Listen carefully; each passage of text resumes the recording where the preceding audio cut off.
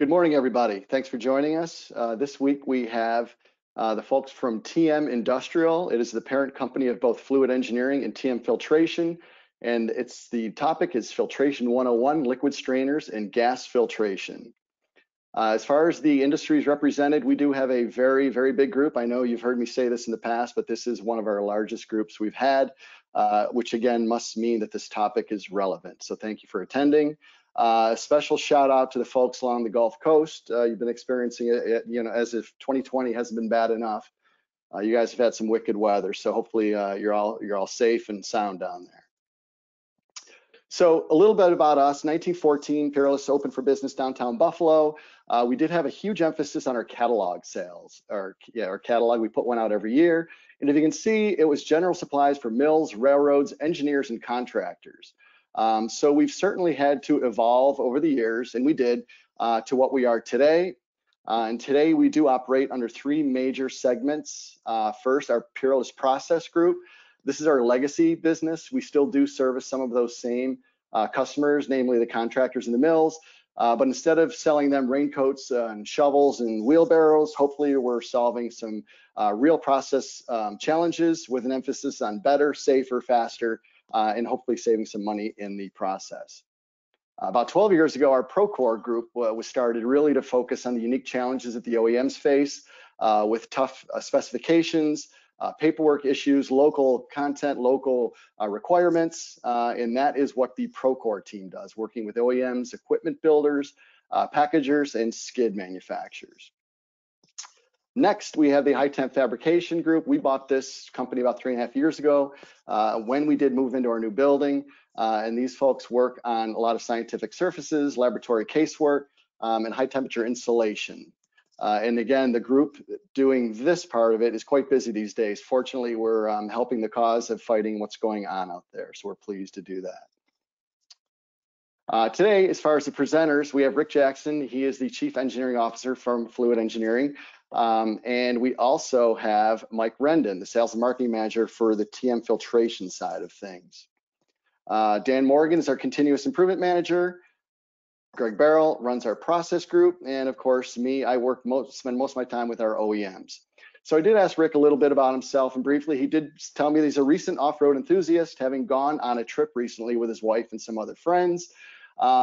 Knowing Rick, who is very mild-mannered and certainly risk-averse, I asked him to prove it to me, and he was able to prove it to me. So he looks very comfortable behind the wheel. Nice work, Rick. So with that, we're going to turn it over to Dan Morgan. Dan's going to talk to you about the platform that we're using for today's meeting and how you can be involved. Dan, take it away. Yes, thank you, Kevin. So yeah, just to mention a few things. In just a minute, I'm going to turn this over to Rick, who's going to get us kicked off with this presentation. But just want to mention to everyone, all the attendees, that we obviously want this to be interactive and we want this to make the most sense for you. So throughout the presentation, if anything that Rick is talking about, or once Mike presents as well. So if there's anything that you have questions about or want some clarification on, maybe it's something application specific that you have a question about, please feel free to submit any of those thoughts or questions through the questions panel that you see in your interface. And I will be keeping an eye on those questions and then finding moments either during the presentation, if it makes sense, or at the end of the presentation to interject and ask those questions of Rick and Mike, and hopefully get you guys the answers that you need. So please do not hesitate. We want all the questions. So, all right, with that said, I am going to turn this over to Rick to get us started. Well, thanks for that intro. And I don't remember those mountains. I must have been so involved in driving that I just went right by them. Hello, everyone. My name is Rick Jackson. I'm the Chief Engineering Officer at TM Industrial Supply Incorporated. Today, Mike Rendon and I will be presenting Strainers and Filters 101. I'll be presenting the Strainer 101 portion, and Mike will be presenting the Filtration 101 portion. I'd like to thank Kevin and Dan at Peerless for giving us this opportunity to do this. And why is this going down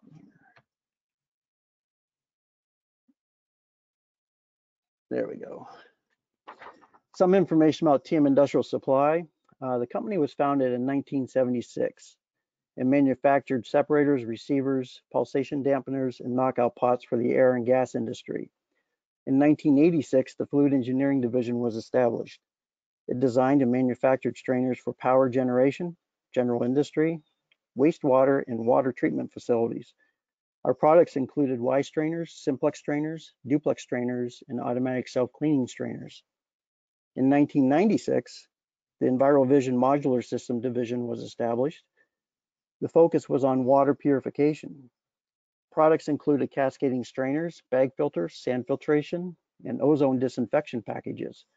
We no longer market under this division's name, but the products are still available under the Fluid Engineering Division.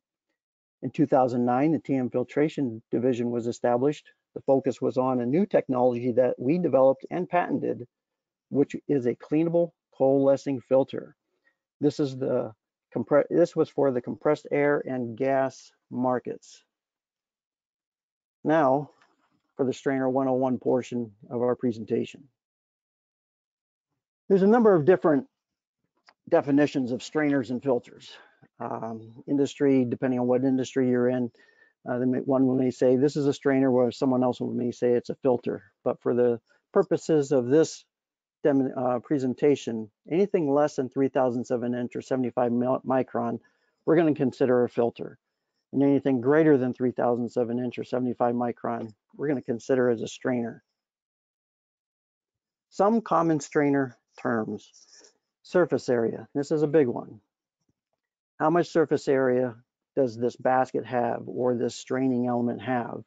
You just take the entire surface area, because some people get it confused with open area, because the percent of open area is what is open actually in the surface area. Let's say you had an 1/8 inch perf, and that's 40% open.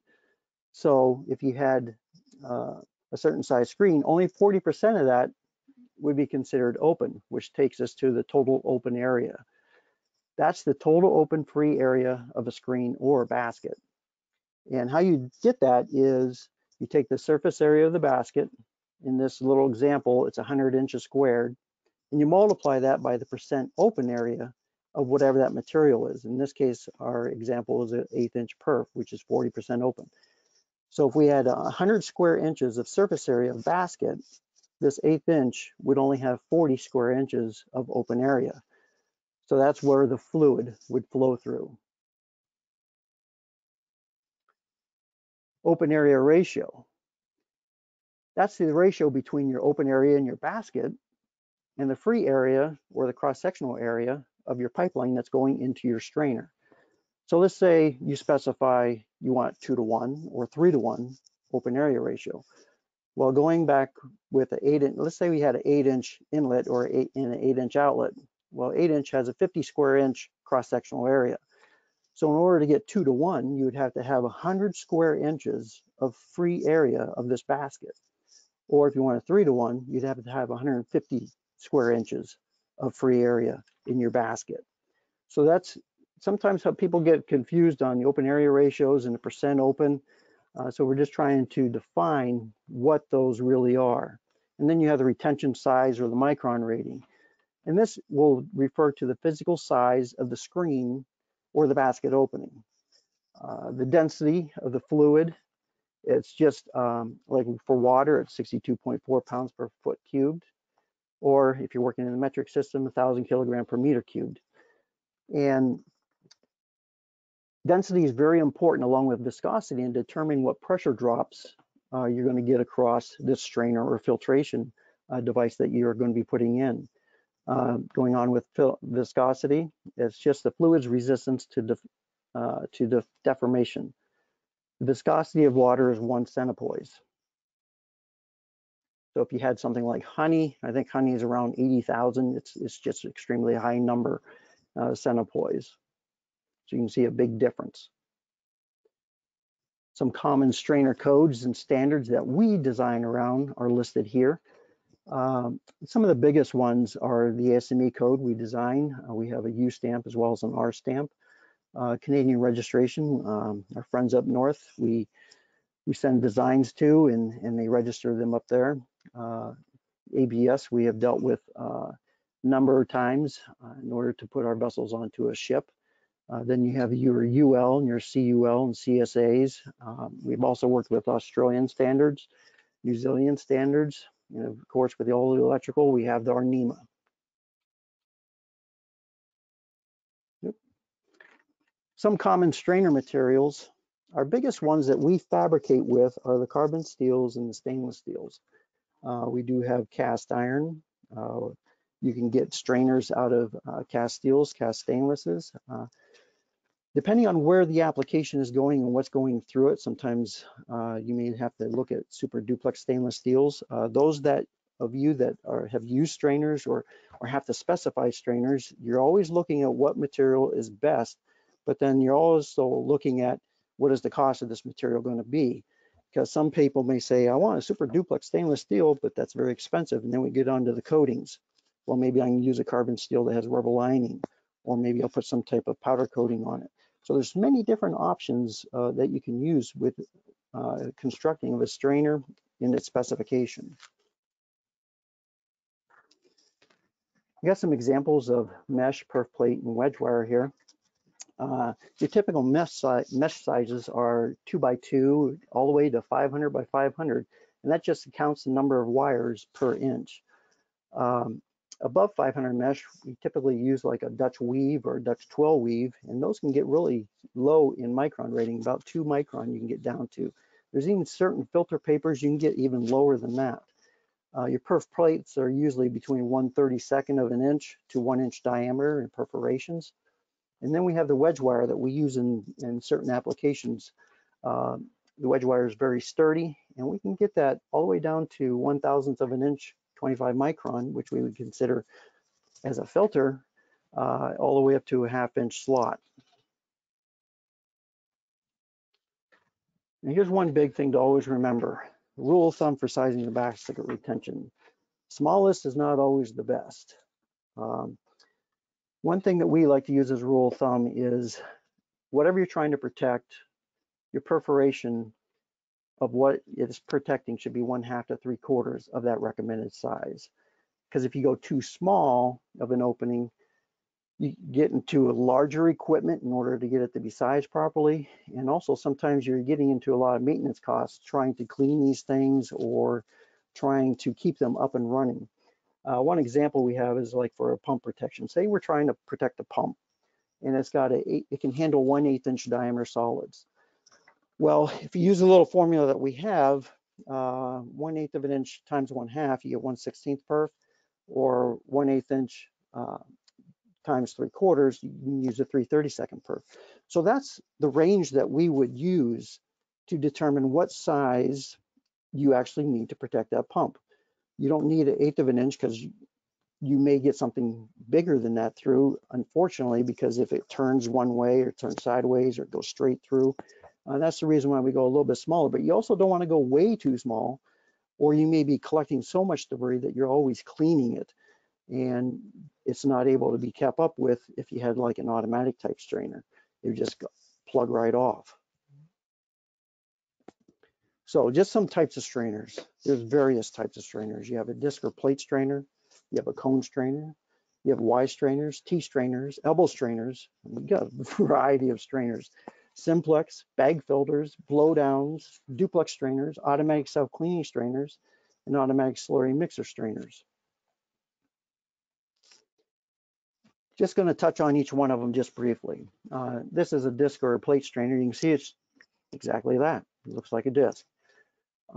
It's usually used in temporary purposes, like for a startup, just to take out the rags or welding materials, rods that might be left behind, or even had a lunchbox go through one time. Wasn't protected with this particular type of strainer, but it was an automatic. It got stuck in the bottom of the automatic. So this would be for a temporary purpose. Then you would remove that and just put in a type of spacer after the startup was done. It's got very little open area on those, so it wouldn't take much to clog them. That's the reason why you typically see them with a larger perf size. Then we have cone strainers. Some people consider them to be witches' hats or pilgrim hats.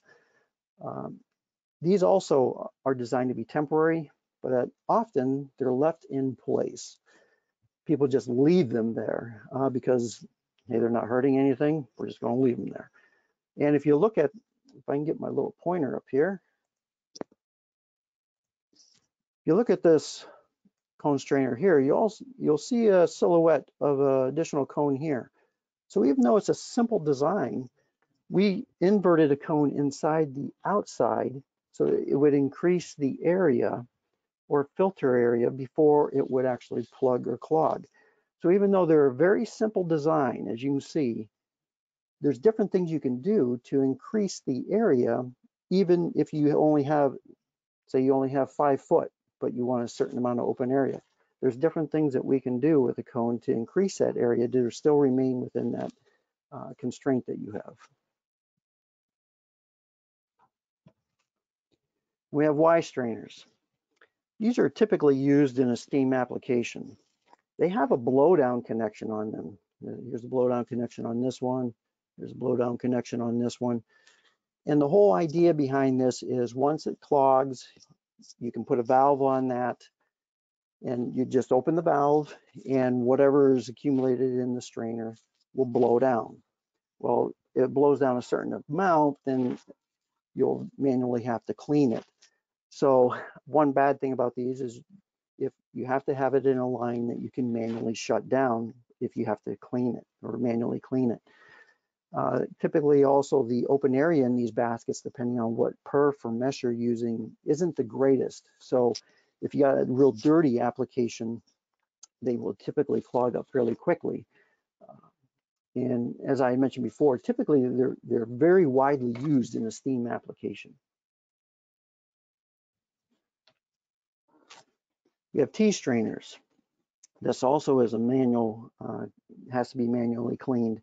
So whatever line you put this in, you're going to have to be able to shut this line down in order to clean it. So you have to be very careful where you put these. Also, these have very low open area ratio typically, only about 1:1. And it requires minimum space though, and the cost is also very cheap, but it requires much more maintenance in order to keep these things cleaned.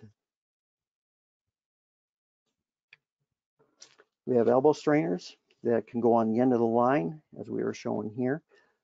So it could be good for space constraints.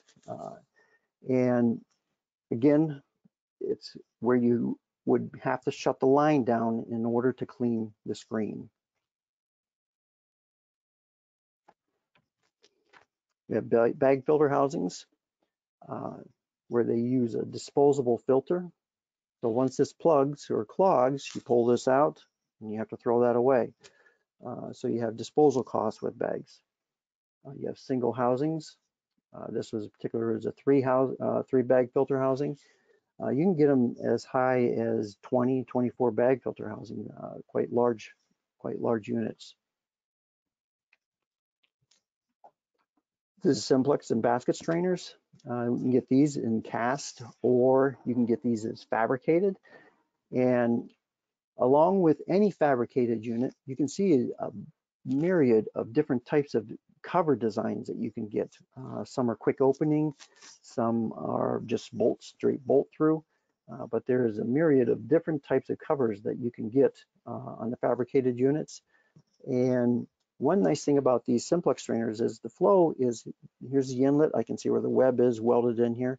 Here's the inlet and here's the outlet. It's just a straight flow through. You're not having any type of bends or curves inside the unit, so you get a minimal pressure drop.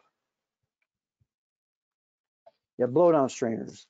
They're typically a simplex strainer also, but you can see in this basket, the bottom of the basket is not there.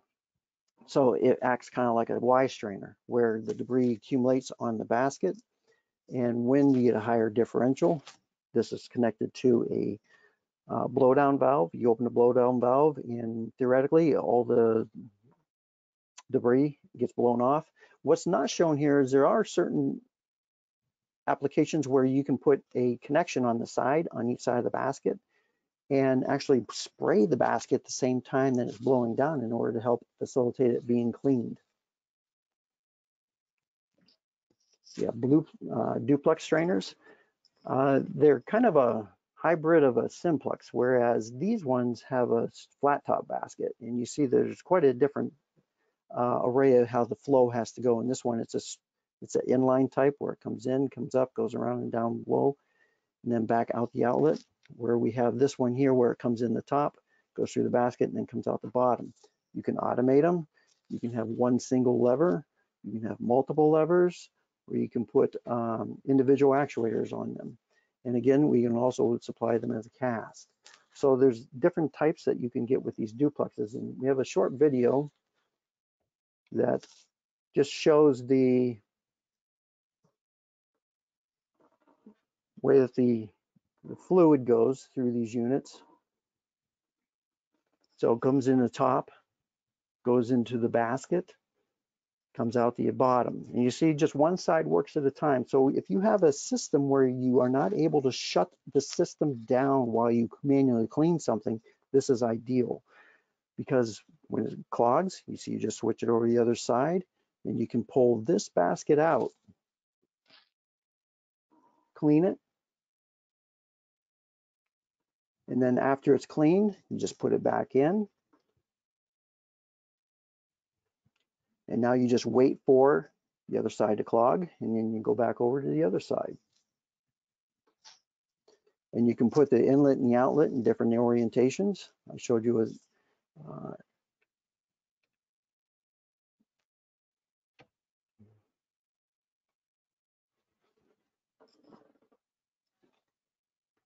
so the duplex strainer is used greatly in places where you are not able to shut the system down while you're cleaning it. And there we go.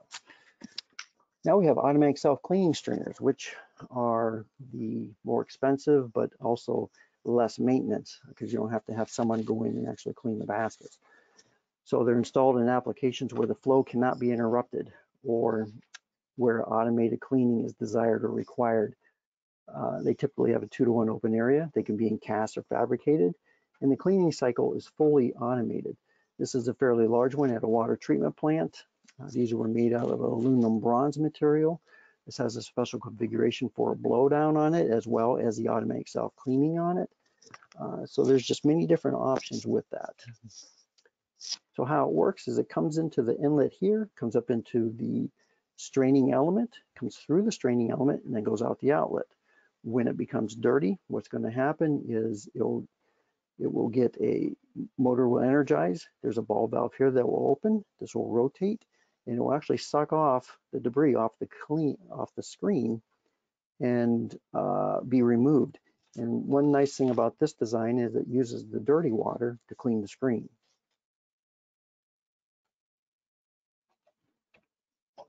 And I have another short video of how this works to give you a better idea.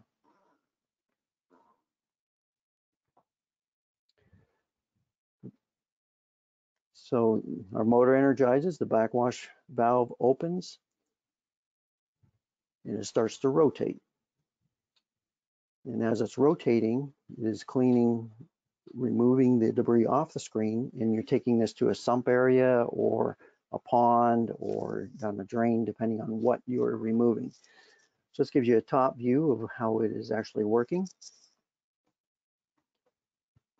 And these videos are on our website if you want to see a more in-depth video on how it actually works. So we're actually using a tangential cleaning force to remove this debris off of the screen. We have a small brush that is in light contact with the screen to help remove everything into it. So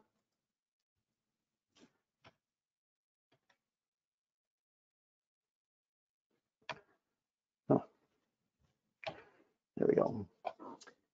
And we also have an automatic slurry mixer strainer. This is used in the ethanol market. After the corn mash is cooked down, it comes through this, and any kernel that didn't cook down will get caught on this screen. And then we have cutters on it that will cut them so that the downstream heat exchangers and the downstream processes won't get full kernel corn. It'll be all size, so they'll be able to go through it.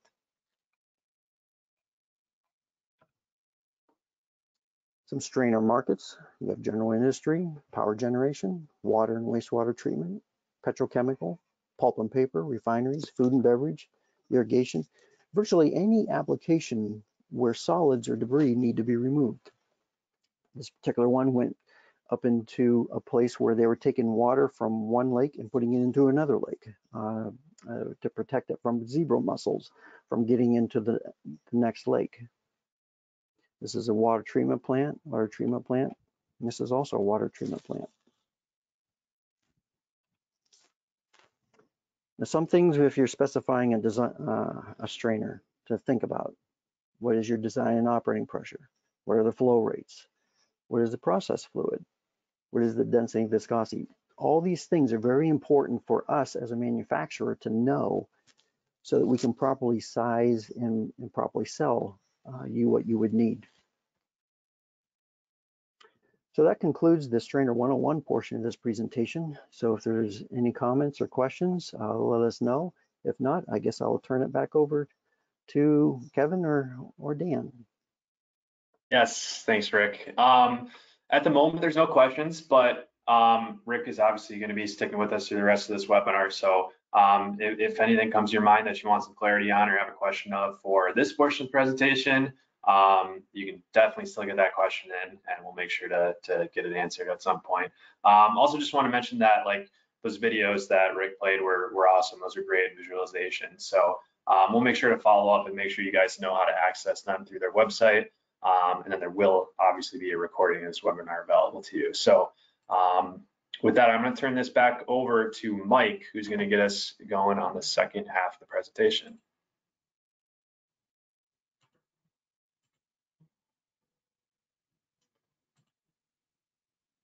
Thank you, Dan, David, Greg, and Kevin. Yeah, this is going to be a little basic overview on the industrial gas filters and gas strainers. Let's see here. Basically going to briefly touch base on various types of filters related to the gas world. These are a few different kinds that we work with. A lot of coalescing filters, particulate filters, coarse filters, high temperature, low temperature, and it could go on and on. With the gas, it's just a substance that it varies. What is a coalescing filter? I think it's one of the most widely used methods of liquid removal in the gas field. Its ability for removing liquid efficiently in a gas flow is key. The pleated filter shown to the left is a good example of a coalescing filter cartridge. The center picture is what is used to coalesce liquids out of the gas flow, and the example to the right is what happens deep inside that pleat. What you're looking at is borosilicated glass that's coalescing the gas as it's going through that pleat.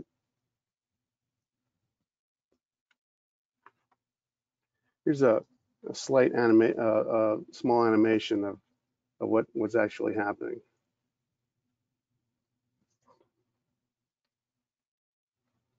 The filter is removing the unwanted liquids from a stream gas flow.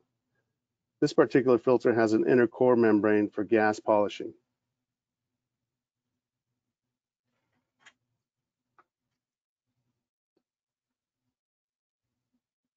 So it's really a good way of drying your gas without using any chemicals.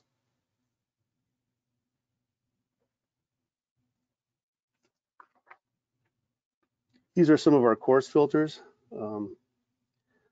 These can be found in various configurations, which can be like the fluid engineering products, such as the baskets, the Ys, elbows, and Ts that Rick had referenced earlier. There's a lot of cone strainers that are used. And basically, these are comprised of perforated plate and mesh, and they can go down to 5 micron.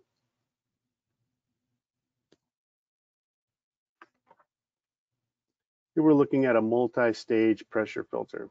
It's a high pressure filter. This would be a kind of a high end. It's a horizontal configuration. This particular model will do both liquid and solids removal. And it actually has about 5 phases that the gas flow will go through for removing the particulate, and the liquids.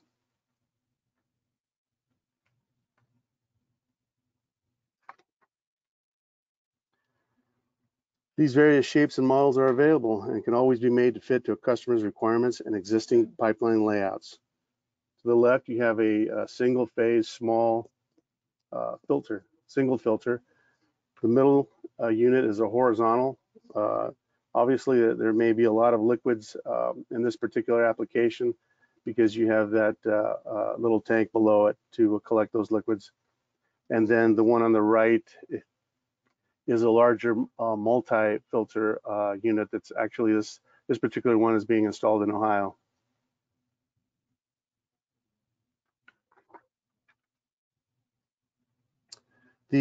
Some of these require instrumentation, and sometimes the customer will ask us to supply these, and sometimes they'll supply these on their own.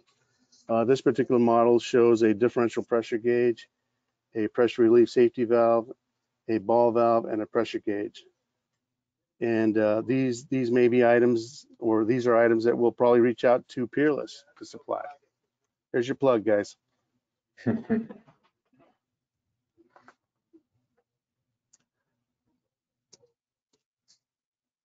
This is a duplex skid package.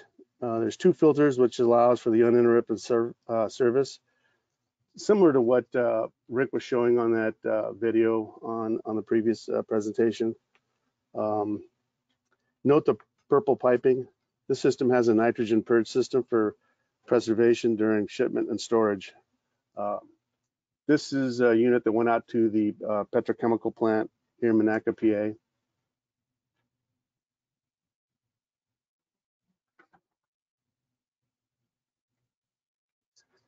Some design fundamentals. These details are key pieces of information that we use to properly size the vessel for the application. These are very important for us. Otherwise, we wouldn't really know how to, to treat the gas that's going through it. Sometimes the customer comes to us and asks us for a filter. Well, we got to go back and see what the flow is and the pressures are and the temperatures and the gas composition. The gas composition is a key component. We need to know if is there more methane or is there more nitrogen? This way we can size the vessel accordingly.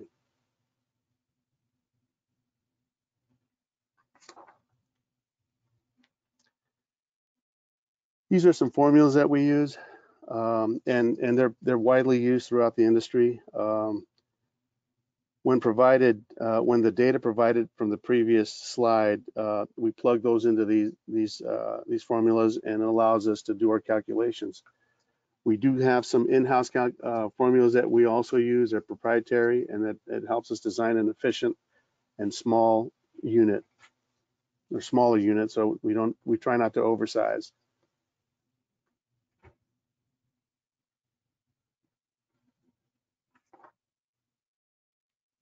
It's an example of a multi-phase filter. The different stages offer different levels of filtration.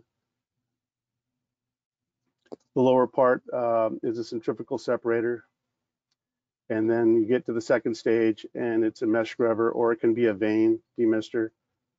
And third and final stage could be the filter coalescer.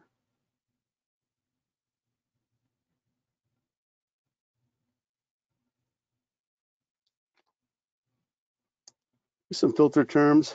Every industry seems to have their own terms, and the power industry certainly have theirs. These are a few key terms that you should become familiar with if you haven't already. These are all, whenever discussing any kind of application with my customers, all these come into play. Obviously the standard cubic feet per minute, and depending on what part of the world, these can vary in the metric and different types of forms. So, Google is a great thing to have.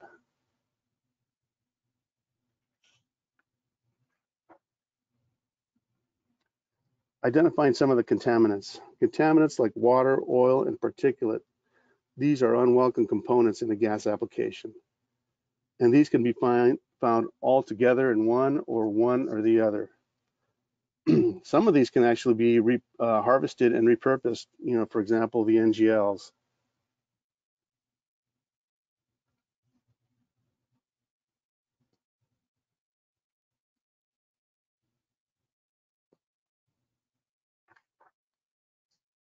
Just a little visual comparison, what a typical human hair size would be compared to a micron.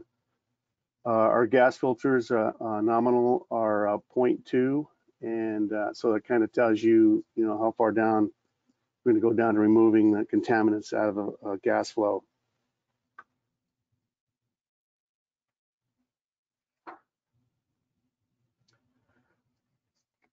Applications to use were very important pieces of equipment: upstream, midstream, downstream. Upstream. These can be used in a wellhead environment where there are heavy liquids and solids. The picture on the left is a vertical separator for removing large amount of liquids. And this may be a topic that we can visit in the future with regards to just separators and demisters. But it's something that we're heavily involved in, and we actually incorporate into some of our filters. The picture on the right is a wellhead, and it's just, the pressures coming out of these fixtures are pretty high, and so our equipment is designed to be able to handle that and remove all those unwanted items, such as sands and liquids.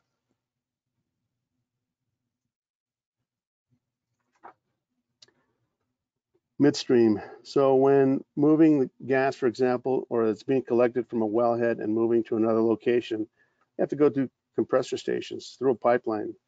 There's always a lot of unwanted liquids and pipeline scale that'll accumulate and gather, and so these need to be removed from station to station. So even as the gas is going into these stations, they want to clean it out, and then as it prepares to leave, they want to filter it out. So there's always a process for filtering and cleaning.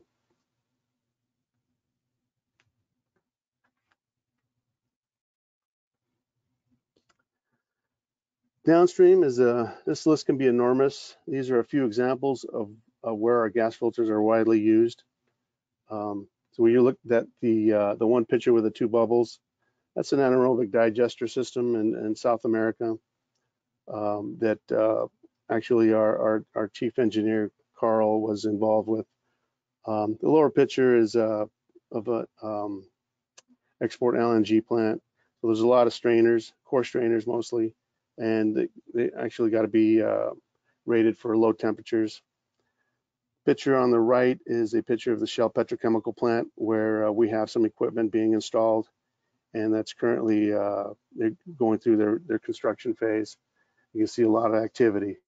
So basically that's pretty much it. It's just a brief presentation of what filters and coarse strainers for the gas industry are used, and hopefully we can get into a more detailed offer. And if you need some more information, please feel free to contact us or Peerless. Thank you guys for your time. Thank you, Mike. Nice work. Got a good information there. Like you said, there's no questions at the moment. We are going to be hanging around for another couple of minutes. I'm going to turn the screen over to Kevin one last time. So yes, if there's anything on your mind, please get that question in. We'll make sure to get to it, or follow up with us after the webinar, and yeah, we'll make sure to get you what you need. Thank you. Appreciate it. Thanks, guys. Thanks, Dan. You see my screen now, Dan? Yes, indeed. Oh, great. So thanks again. We appreciate your participation. Again, there's the videos didn't have the audio with it. There is some nice narration, and we can direct you to that on their website if you wish. We also want to let you know that if you want a certificate of completion for any of these courses, just let us know. We'll be happy to get one off to you. So if there are no other questions, next week we're going to be talking about steam traps and systems, different types of steam traps, failure modes. There will be an emphasis on the Venturi principles, as that is who our presenter will be, Delta Steam Systems. So that will be next week. We'd like to thank you all once again. You will be getting a very brief survey at the conclusion. Again, we value your feedback. Please do complete it if you can just take a moment to do so. And Kevin, we do have, yeah. Sorry to interrupt. We got a question in here. Oh, perfect. So before you wrapped everything up, I wanted to get this out to Mike and Rick. So we had someone ask us if, if you've ever had experience with, or is there a specific filter type that's used to process both liquid and gas in the same system. So for example, if the inlet is at a 50% liquid and 50% vapor content. Mike, As a matter of fact, the last picture that I had to the left, that separator was generally mostly oil and gas. So that it was